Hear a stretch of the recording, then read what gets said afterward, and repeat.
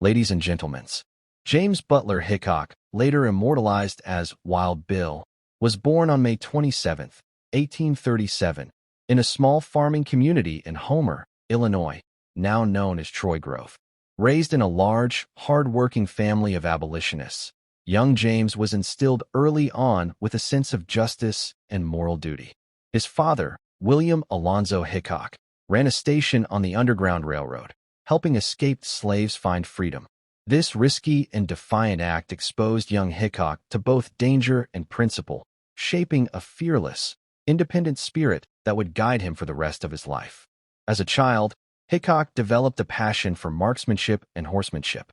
He spent his youth mastering rifles and pistols, earning a reputation as a crack shot long before he wore a badge. But he wasn't just a farm boy with a gun. He had a restless heart, driven by a sense of adventure and the desire to escape the confines of rural life. He left home in his teens and headed west. By his early 20s, Hickok had already lived several lives.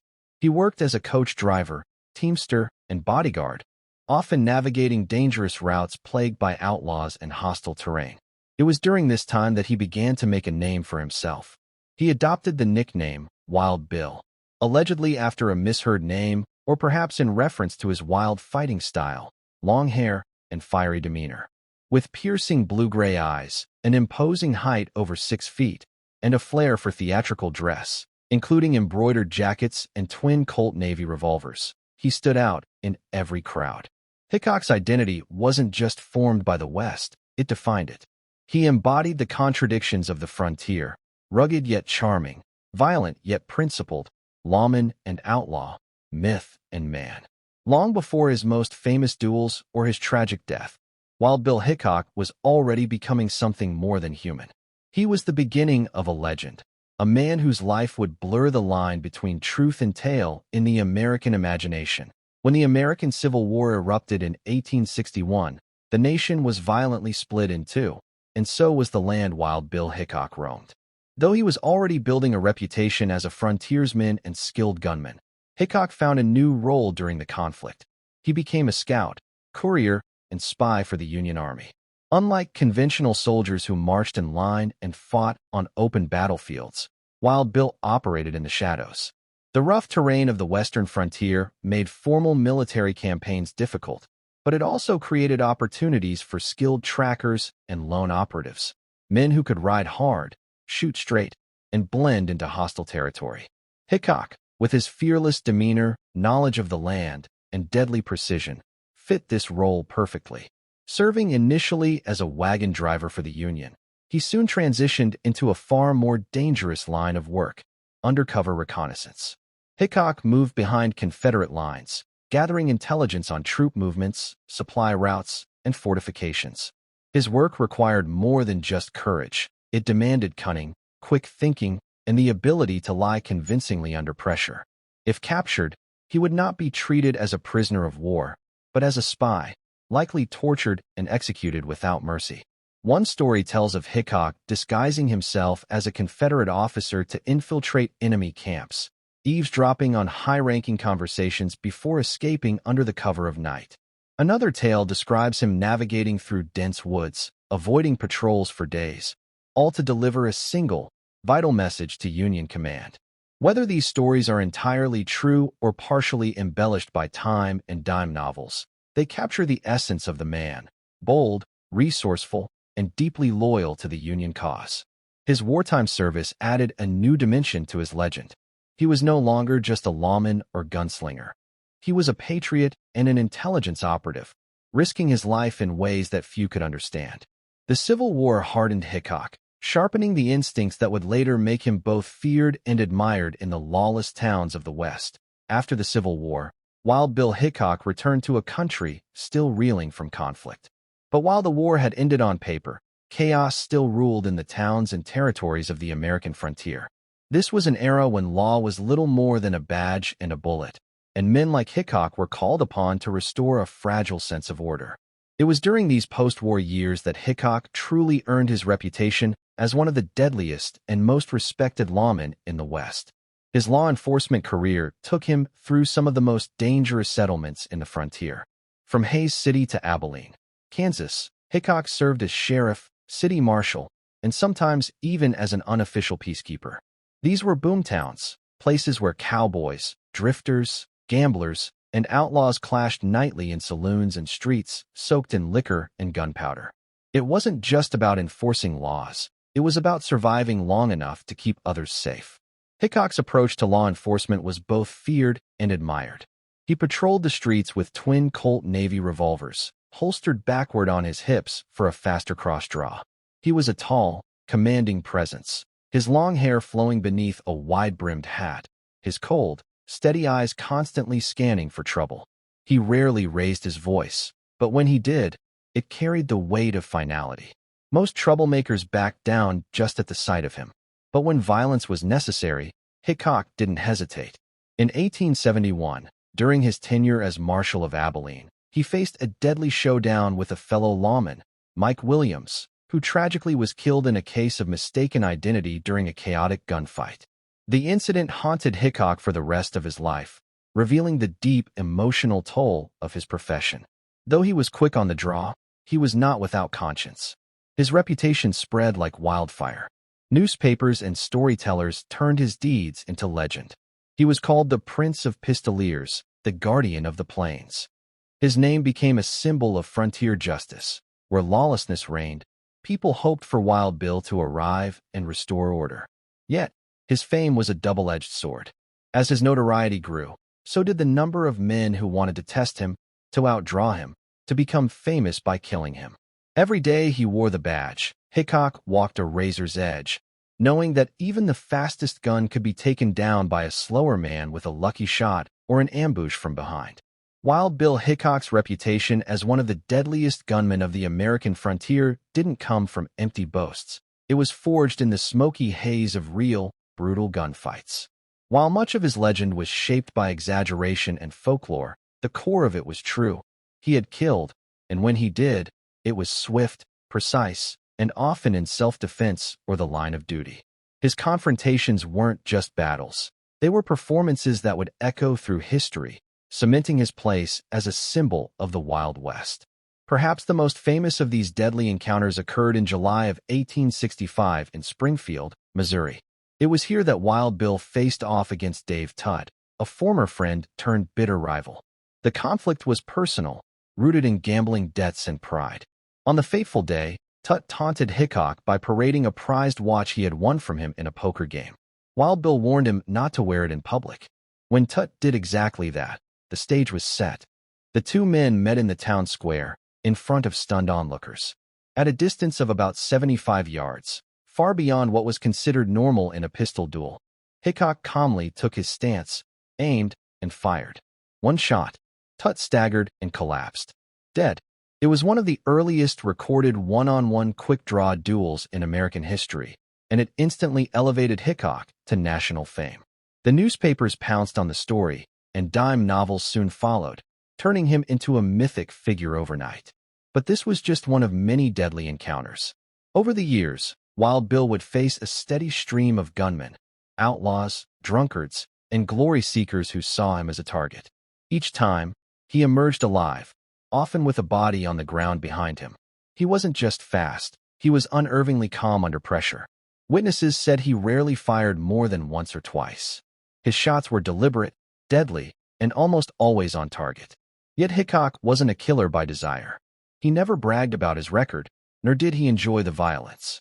He often expressed regret, even sorrow, after a gunfight. Unlike many other gunslingers of his time, he didn't kill recklessly or for pleasure. He killed because the world he lived in often gave him no other choice. Despite this, legends grew. Tales spread across the country of Wild Bill shooting multiple men at once, of outdrawing entire gangs, of walking unscathed through gunfire. While many of these accounts were exaggerated, they served a purpose. They created a myth that protected him as much as his revolvers did. Few were foolish enough to challenge a man with a reputation for death. Wild Bill Hickok didn't just live a remarkable life. He lived in the space between myth and reality, where facts blurred into fiction and stories became larger than life. From the moment he fired that fateful shot in Springfield, the world began spinning tales about him, and many of them were far from the truth. Hickok didn't just earn a reputation, he was consumed by it. In the post-Civil War era, the American public was hungry for heroes. The frontier was still wild, and the East, crowded with cities and industry, longed for tales of rugged individuals taming the wilderness with nothing but grit and a six-shooter. Into this cultural vacuum stepped Wild Bill Hickok, tall, striking, and mysterious, with a name that sounded like it had been crafted for fiction. He became an ideal character for dime novelists and newspaper writers. Writers like Ned Buntline turned him into a near-mythological figure. In stories printed and sold across the country, Hickok was portrayed as a man who could shoot the wings off flies, take down 10 outlaws with a single gun, and ride through ambushes untouched. He became a folk hero, almost a superhuman, long before Hollywood ever existed.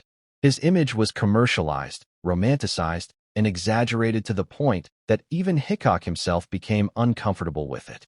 And yet, the man behind the myth was still real. Hickok knew that his legend brought both admiration and danger. He understood that the more famous he became, the more challengers would come looking for him, not to test the truth, but to earn a place in it. Drifters and gunslingers who had read about him in newspapers now sought to write their own stories by facing him in saloons or streets, hoping that killing Wild Bill would make them legends too. But Hickok was no puppet to public imagination. In private, he was described as quiet, reflective, even melancholic. He read the stories written about him and scoffed at their absurdity. He once reportedly said, "I never killed a man who didn't need killing," a quote that captured both his stoic worldview and the weight he carried from being turned into a symbol. This tension between myth and man defined his entire life. He had to live up to a reputation that he never fully claimed and often resented. He couldn't simply be James Butler Hickok anymore. He had to be Wild Bill, the living legend, the gunman with nerves of steel, the lawman who never missed. Every step he took was watched, every move whispered about, every moment twisted into folklore. And the more the stories grew, the lonelier he became, trapped inside a persona the world had created for him. By the early 1870s, Wild Bill Hickok had become a name known in every saloon and frontier settlement from Kansas to California. But fame on the American frontier was never a shield. It was a spotlight, and for Hickok, it became both a burden and a curse. As he aged, the edge that once made him legendary began to dull. His reflexes slowed ever so slightly, and the weight of his violent past, and the myths built around it, grew heavier by the year. One of the cruelest turns of fate came not from a bullet, but from within. Hickok began to lose his eyesight. For a man whose survival had always depended on his sharp aim and keen observation, the gradual blurring of his vision was more than a physical ailment. It was a threat to his very identity. He tried to hide it, but those close to him noticed. He started missing small targets. He no longer shot with the same confidence. It was as though the myth of Wild Bill was outlasting the man himself. The world around him was changing too. The frontier was closing, towns were growing into cities, and the old codes of the Wild West were being replaced by laws, politics, and industry. Hickok, once the embodiment of frontier justice, now found himself out of place in a more structured, modernizing America. Law enforcement, once his calling, became harder for him to pursue as his vision and reflexes faltered. He drifted from town to town, taking what work he could. For a time, he joined Buffalo Bill Cody's traveling stage show, playing himself in dramatized reenactments of his gunfights. But standing on a stage, acting out shootouts for applause, never sat well with him. He was a man forged in real danger, not a performer. Though the crowd cheered and the money helped, the experience left him hollow. The line between the man and the myth had become so thin, it was almost impossible to tell where one ended and the other began. His personal life reflected the same weariness. Hickok married late, in 1876, to Agnes Lake, a circus performer and businesswoman. They had barely begun their life together when he headed to Deadwood in the Dakota Territory, a lawless mining camp overflowing with gamblers, guns, and gold seekers.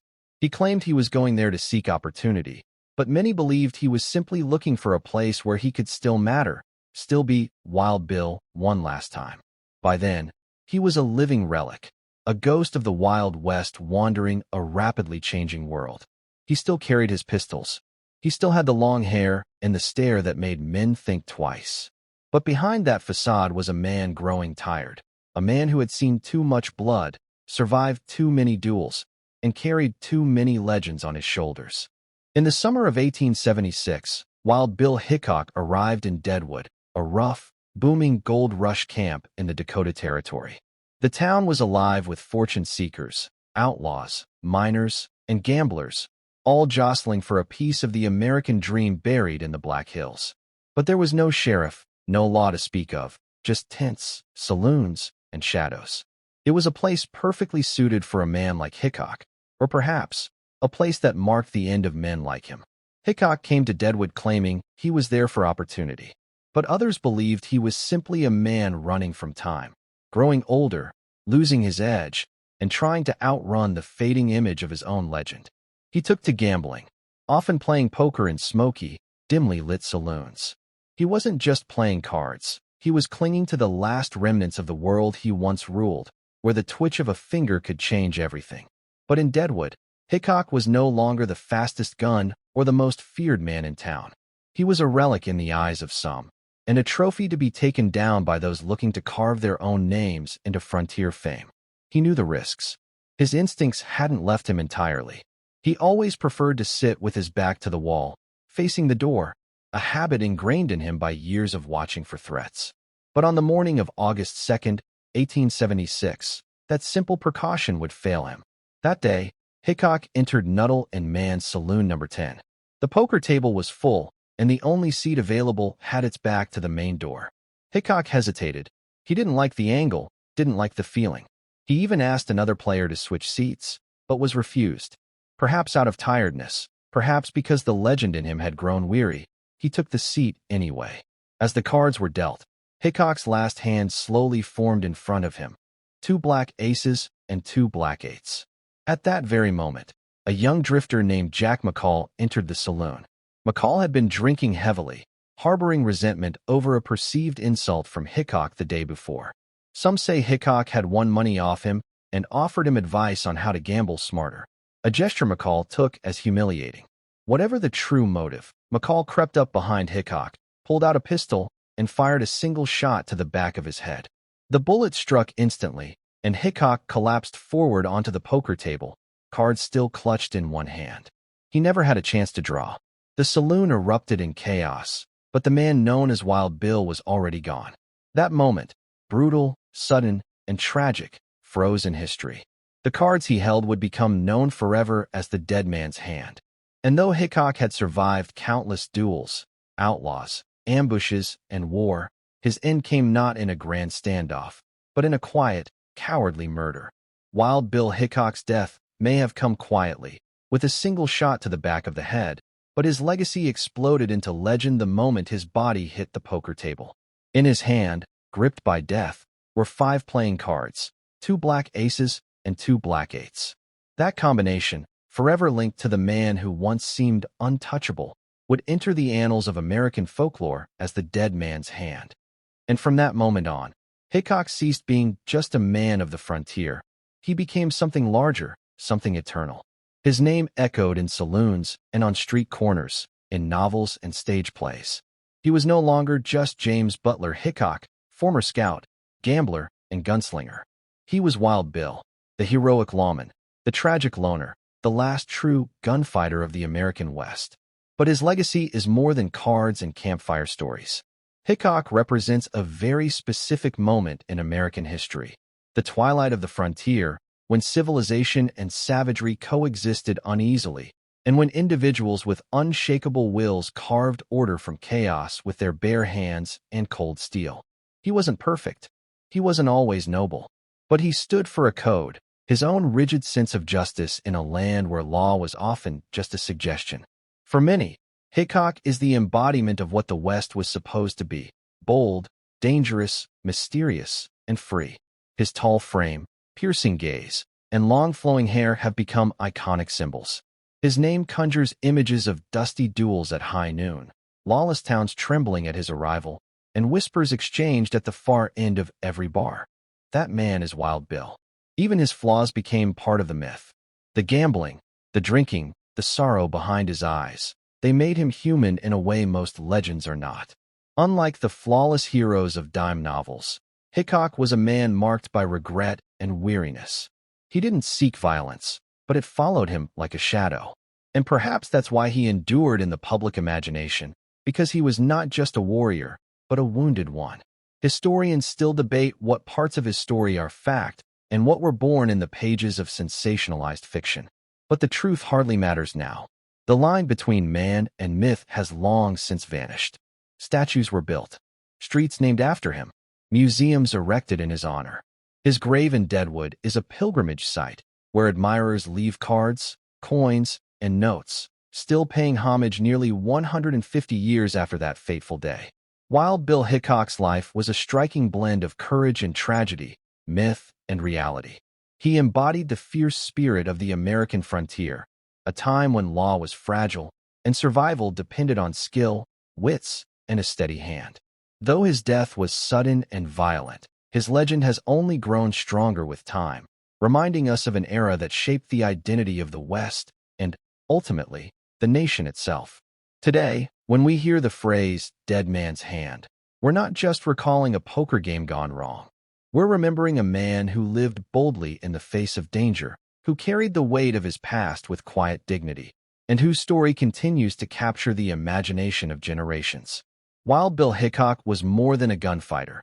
He was a symbol of a wild, untamed America, forever immortalized by the cards he held in his final moments and the legacy he left behind.